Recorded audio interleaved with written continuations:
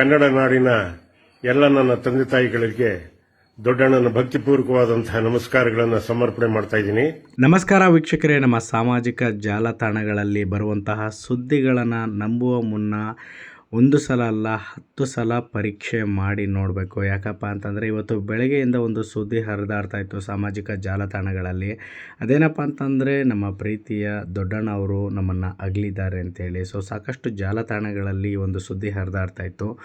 ಇದು ಇವ್ರಿಗೂ ಸಹ ತಲುಪಿದೆ. ಸಾಕಷ್ಟು ಜನ ಫೋನ್ ಮಾಡಿಬಿಟ್ಟು ದೊಡ್ಡಣ್ಣ ಅವ್ರಿಗೆ ಫೋನ್ ಮಾಡಿಬಿಟ್ಟು ಏನು ಈ ಥರ ಎಲ್ಲ ಸುದ್ದಿ ಬರ್ತಾ ಇದೆಯಲ್ಲ ಅಂತ ಹೇಳಿದ್ದಾರೆ.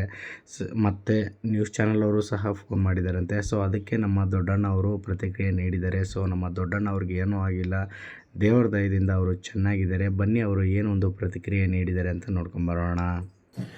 ನಾನು ಈ ವಿಡಿಯೋ ಮಾಡ್ತಾ ಇರೋ ಕಾರಣ ಏನು ಅಂತಂದ್ರೆ, ಇವತ್ತು ಬೆಳಿಗ್ಗೆ ಸಾಮಾಜಿಕ ಜಾಲತಾಣಗಳಲ್ಲಿ ಯಾರೋ ಕಿಡಿಗೇಡಿಗಳು ನನ್ನ ಫೋಟೋ ಹಾಕಿ ರಿಪ್ ಅಂತ ಹಾಕಿದ್ದಾರೆ. ಹಾಗಾಗಿ ದೊಡ್ಡಣ್ಣ ನಿಧನರಾಗಿದ್ದಾರೆ ಅನ್ನೋ ಥರದಲ್ಲಿ ಹಾಕಿದ್ದಾರೆ.